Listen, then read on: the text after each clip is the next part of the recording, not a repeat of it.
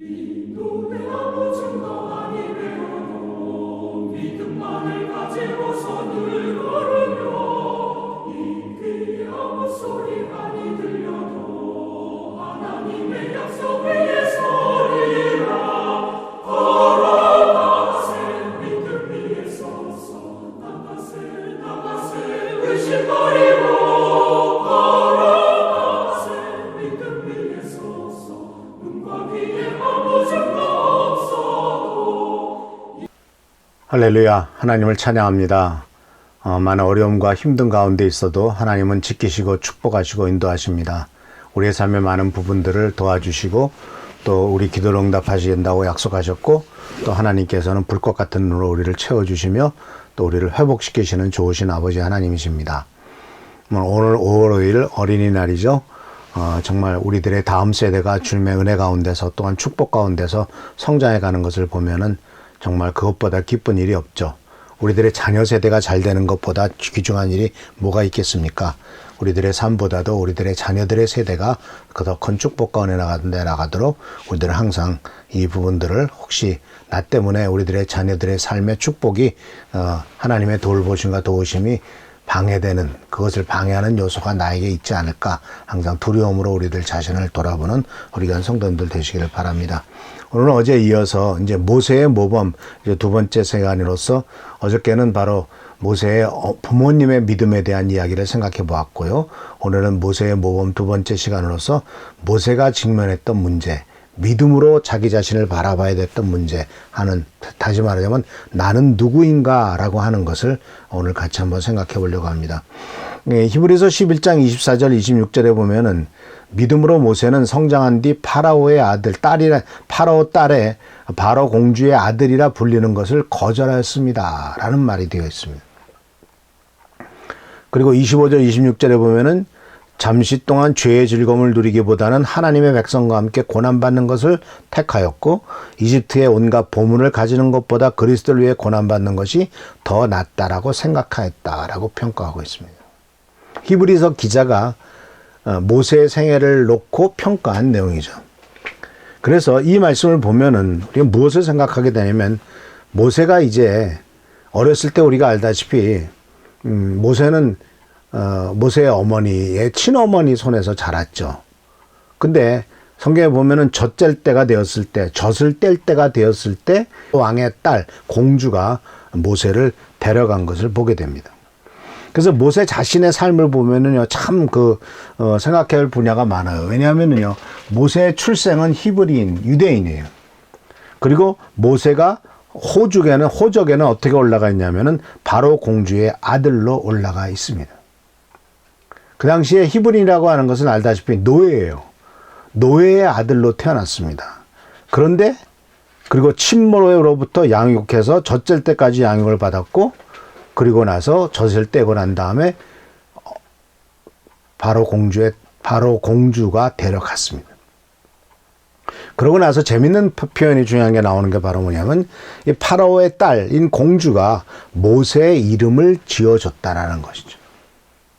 모세라고 하는 이름 자체가 누가 지어줬냐면은 바로 공주가 지었다는 겁니다.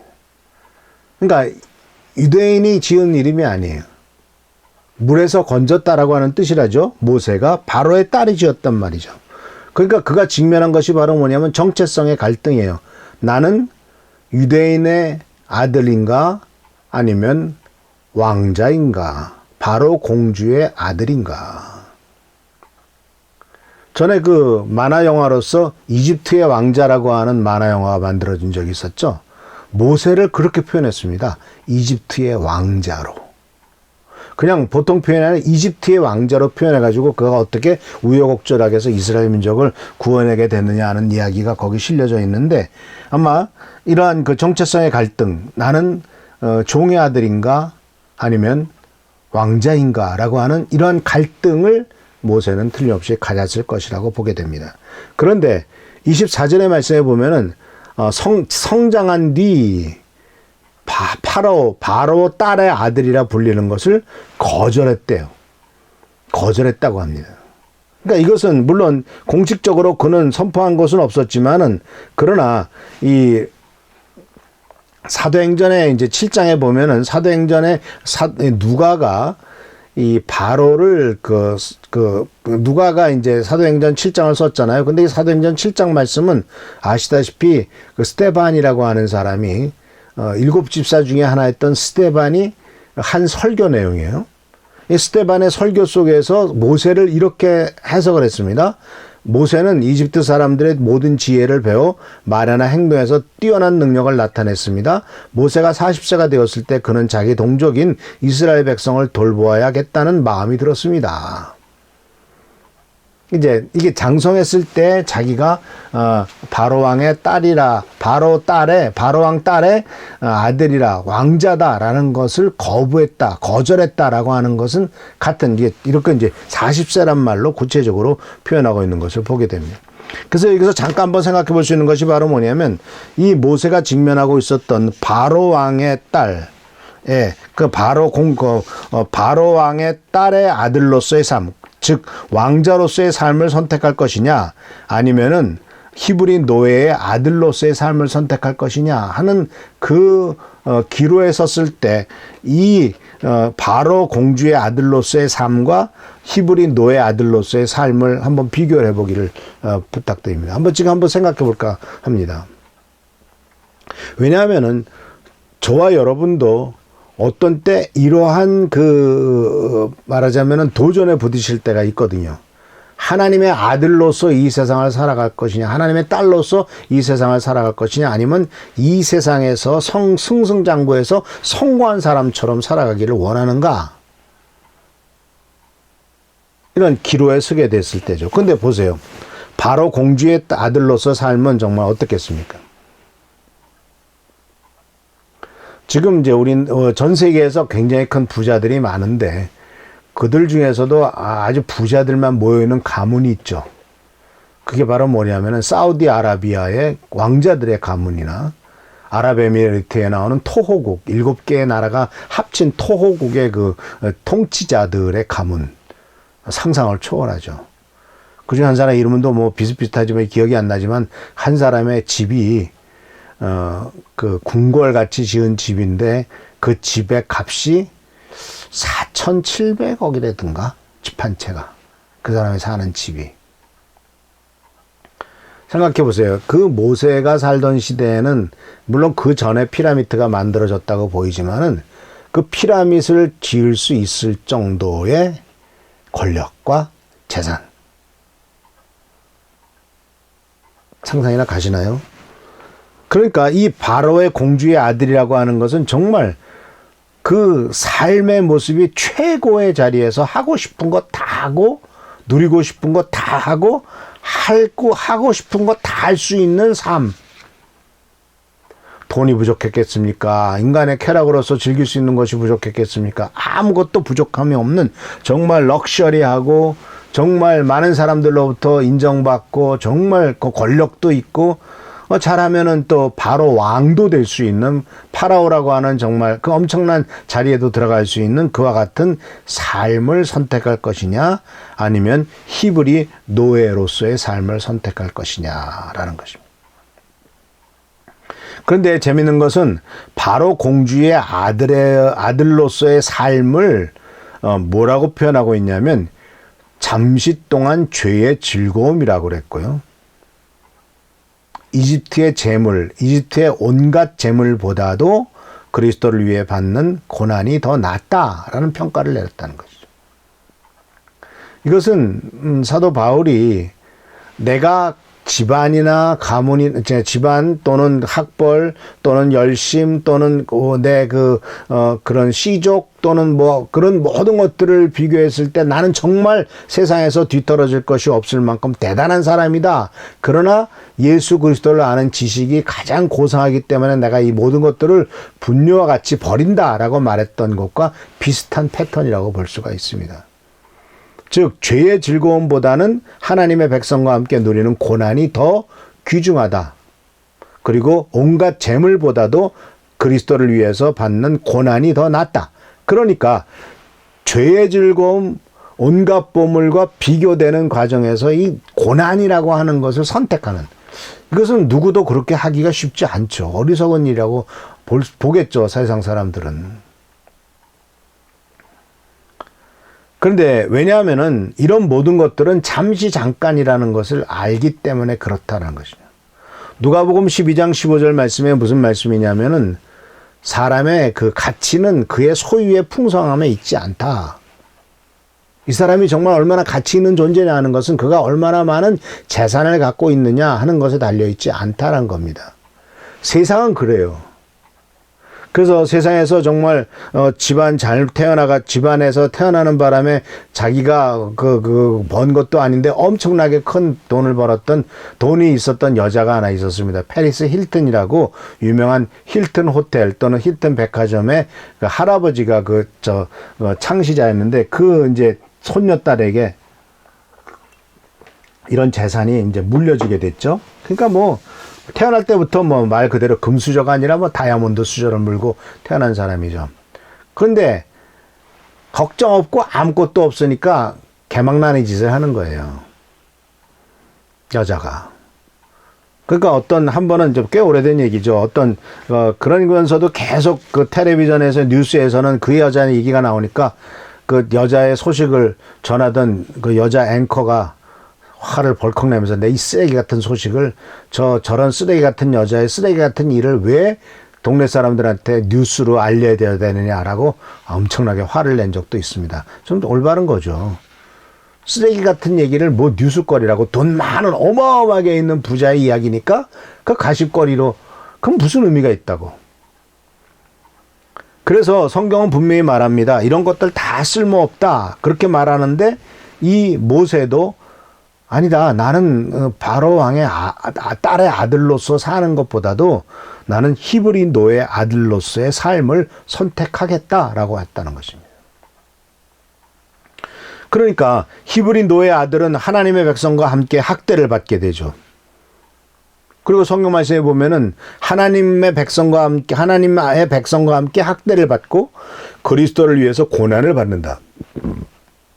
이것은 좀 해석적이죠. 그죠? 왜냐하면 예수 그리스도라고 하는 존재에 대해서, 그 예수님이 나타나신 것은 수천 년 뒤의 얘기니까. 근데 히브리서 기자는, 이 모세는 그리스도를 위해 고난받는 것이 더 낫다라는 표현을 씀으로써 바로, 이스라엘을 그리스도의 상징으로 여겼고, 이제 이스라엘 민족의 후예에서 예수님이 태어나서 예수 그리스도를 이렇게, 상징적으로 이스라엘 민족을 하고 이렇게 본 것을 볼 수가 있습니다. 그래서 이것은 바로 그러면서도 이제 그가 또 모세가 보여줬던 자기 자신에 대한 정체성과 방향성에 대한 분명한 깨달음이 바로 뭐냐면 지금 이 세상에서 누리는 죄의 즐거움, 이 온갖 보물과 그것과 비교했을 때 무엇이 더 낫다라고 생각했냐면 하나님이 주실 하나님이 주시는 상급, 이것이 이 세상에서 누리는 죄의 즐거움과 이 세상의 온갖 보화를 다 가지는 것보다도 하나님이 주실 상급이 더 낫다라고 판단을 했다는 겁니다. 우리는 어떻게 판단하고 있습니까? 많은 사람들이 하나님이 주시는 상급은 죽고 난 다음에 이야기니까 지금 당장 이 시간 여기에서 내가 사는데 필요한 것이 더 좋은 일이지 죽고 난 다음에 어떤 일이 있을 줄 알아 이러면서 이 세상이 다인 것처럼 이 세상에만 몰입하는 삶을 살거나 있진 않은지 우리들 자신을 한번 반성을 해봐야 되지 않겠습니까? 그래서 모세는요 40세가 되었습니다. 이 40세라고 하는 말이 참 의미가 있어요. 모세는 더군다나 이제 바로 왕의 공주의 아들로 들어가면서 애굽의 모든 문화와 정치와 철학과 경제와 나라를 경영하는 것과 이 모든 것들을 다 배웁니다. 이집트의 왕자니까. 또 왕이 왕이 계승 순위에 들어가 있을지도 몰라요.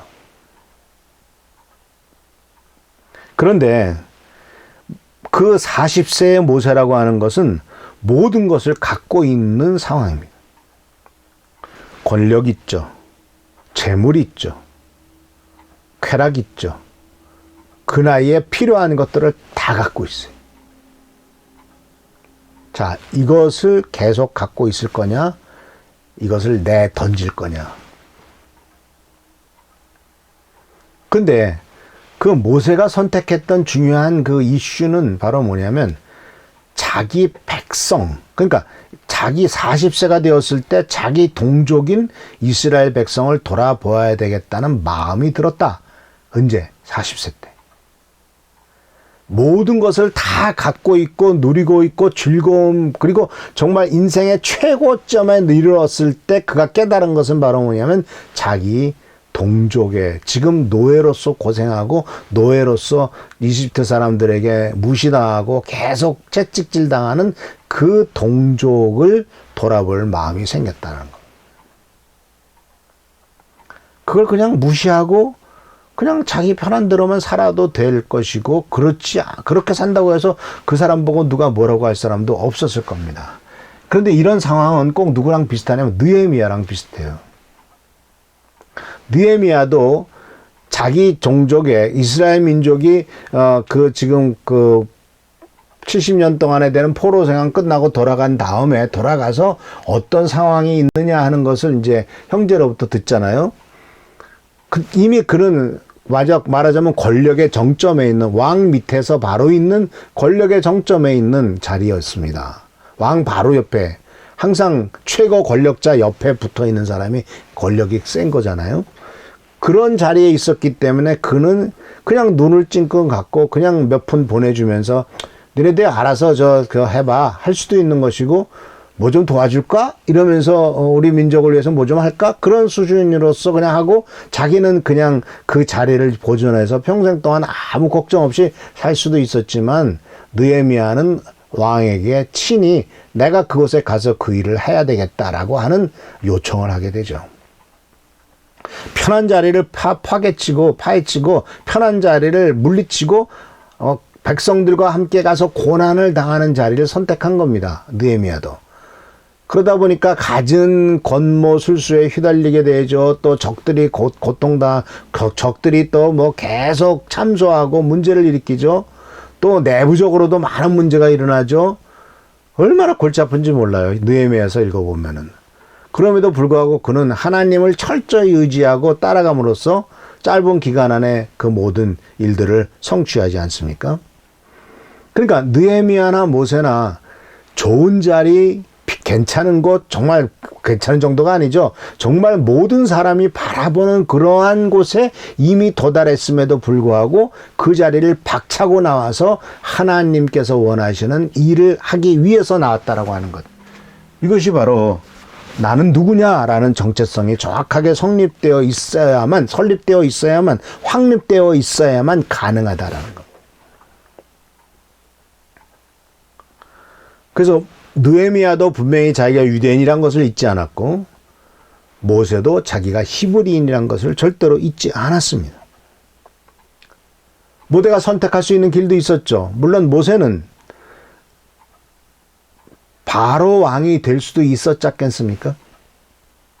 그래서 바로 왕이 돼서 이스라엘 민족을 권력으로 해방시킬 수도 있었을 거예요.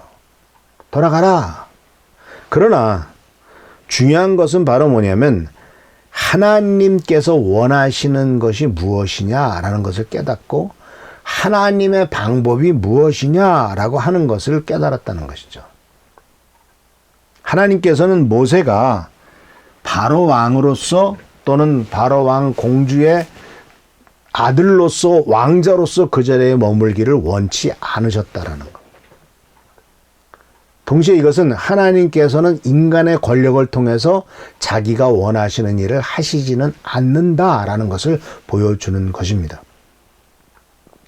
우리나라에서 특히 기독교인들, 우리나라가 참 미국이랑 비슷한 면이 많은데, 우리나라의 그리스도인들, 그 교회를 다니신 분들의 특히 아주 보수적인 입장을 견지하는 그 기독교인들의 문제점이 바로 뭐냐면, 권력을 기독교인들이 잡아서 국회의원이 되고 내 힘으로 대통령도 만들고 뭘 해서 그들의 도움을 이용해서 기독교가 더 든든하게 서기를 바라는 것. 이런 생각, 진짜 잘못된 생각이에요. 하나님은 인간의 권력을 이용해서 당신의 뜻을 이루지 않습니다. 그렇게 하시려면 하나님은 모세를 바로 왕으로 만드셨을 겁니다. 오히려 하나님께서 이스라엘 민족을 바벨론에 끌려간 다음에 해방시키게 하신 것은 다니엘을 왕을 만들어서 시킨 것이 아니고 고레스라고 하는 이방 나라 왕이 선포하게 해서 이스라엘 민족이 해방되게 만들죠. 그러니까 오히려 하나님을 믿지 않는 권력자를 하나님이 사용하셔서 하나님의 뜻을 이루시죠. 이것은 인간의 힘으로 하지 않는다는 것을 보여주시기 위함입니다. 하나님의 뜻은 인간의 방법으로 이루어지지 않습니다. 인간의 권력으로 이루어지지 않고 세상 권력으로 이루어지지 않기 때문에 하나님께서는 모세에게 거기에 머물러 있지 말고 나오라 라고 말씀하고 계신 거예요. 애굽의 왕실에 머물러 있지 말고 나오라. 광야로 나오라고 부르시는 거예요. 물론 그가 살인을 해서 어쩔 수 없이 도망갈 수밖에 없는 상황에 빠지지만은 그런 모든 여정 속에서도 하나님의 뜻은 이제 애굽 땅에 머무르지 않고 바로 광야로 나오게 하시는 하나님의 뜻이 거기에 포함되어 있기 때문에 그렇다 하는 것이죠. 그래서 우리는 믿음의 선택을 해야 됩니다. 어떤 선택을 해야 되느냐? 이 세상에서 성공한 사람으로서 이 기독교인으로서도 이 세상에서 성공해야 돼라고 하는 그런 방향으로 나가서 그냥 자기 권력을 찾고 자기가 뭔가를 해보려고 하는 걸 선택할 것이냐, 아니면 하나님께서 원하시는 길을 선택할 것이냐 하는 거예요. 하나님이 높이시면 낮출 자가 없고 하나님이 낮추시면 높일 자가 없다고 그랬잖아요. 그러니까 하나님께서 원하시는 것은 우리가 우리의 방법으로 높아져서 뭔가를 하나님을 위해서 일을 하겠다고 하는 것이 아니고, 하나님 앞에 무조건 순종하고 순복함으로써 하나님의 도구로서 쓰임받는 것이 하나님께서 우리들에게 원하시는 길이죠. 근데 그 하나님의 도구로서 어떤 때는 뭐 높은 자리에 올라가서 쓰임받을 수 있을 것이고, 어떤 때는 낮은 자리에서 쓰임받을 수 있는 것인 것처럼 성경 말씀에 나오잖아요. 집에는 금으로 만든 그릇도 있고 진흙으로 만든 그릇도, 질그릇도 있는데 다 하나님이 쓰신다.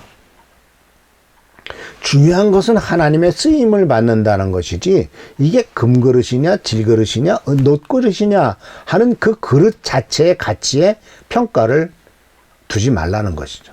그렇기 때문에 주님께서 뭐라고 말씀하셨습니까? 우리는 이 보배를 질그릇에 가졌다라는 유명한 말을 하시지 않습니까? 그 말씀을 우리들에게 가르쳐 주지 않습니까? 너희가 가진 보배는 보배가 중요한 것이지 너희라고 하는 그릇 자체, 너희는 질그릇일 뿐이다. 인간이 아무리 해봐도 그거는 금그릇이 될 수는 없다라고 분명히 말씀하고, 왜 인간은 죄인이고 여전히 부족하고 연약한 존재이기 때문에. 그러니까 우리들 자신이 질그릇인 것을 깨닫고, 그러나 이 질그릇 가운데 하나님이 놀라운 축복을 부어주시고 그것을 예수 그리스도라는 보화를 이 질그릇 가운데 담고 계시다라고 하는 이 놀라운 축복을 우리들이 누리고 있지 않습니까? 오늘 말씀을 마칩니다. 이 모세는 나는 누구냐라고 하는 것에 선택의 기로에 섰을 때 바로 공주의 아들로 선택할 것이냐, 아니면 히브리 노예의 아들로 선택할 것이냐 했을 때 그는 기꺼이 하나님이 원하시는 길, 하나님께서 원래 생각하셨던 길, 히브리 노예의 길을 선택했다는 사실을 오늘 잠시 생각해 보았습니다. 그리고 그것이 엄청난 축복과 은혜와 또 하나님의 역사의 도구로 쓰임받는 위대한 일이 이루어지는 길이었습니다. 기도하겠습니다. 주신 주님 은혜를 감사합니다. 하나님의 도우심은 우리들을 향해 지금도 쏟아부고 있고 계속해서 우리들을 축복하신 것을 생각합니다. 간절히 건강과 얻기는 우리들의 삶 속에 하나님의 위로와 도우심이 있도록 하시고, 또 모세와 같이 기로에 섰을 때 하나님의 뜻을 따르고 하나님께서 원하시는 그 하나님께서 원래 계획하셨던 길을 가는 우리가 되도록 인도하여 주시옵소서. 오늘도 함께 하시고 보살펴 주시고 더욱더 믿음으로 살아가며 믿음으로 승리하는 삶이 되도록 축복하시기를 바라옵고, 예수 그리스도의 이름으로 축복하며 간절히 기도하옵나이다. 아멘. 할렐루야. 하나님의 사랑과 은혜가 넘치시기를 축원합니다. 그리고 우리 최승규 장로님, 또 우리 한은정 선생님, 또 권기도 집사님, 그리고 우리 윤준이, 그리고 또 유관난 성도님, 그 외에도 질병 때문에 고생하는 분들 위해서 많이 기도해 주시고, 또 속히 우리나라의 코로나가 빨리 종식이 돼서 일상으로 돌아가고, 또 우리가 다시 한번 우리의 생각을 정리해서 하나님이 축복하시는 길로 나가는 우리 귀한 성도들 되기를 축원합니다. 계속 기도해 주시기를 부탁드립니다. 할렐루야. 오늘도 승리하는 여러분 되시기를 축원합니다. 눈이 보기에는 어떠하든지 이미 얻은 증거대로 늘 믿으며 이 마음에 의심 없이 살아갈 때에 우리 소원 주 안에서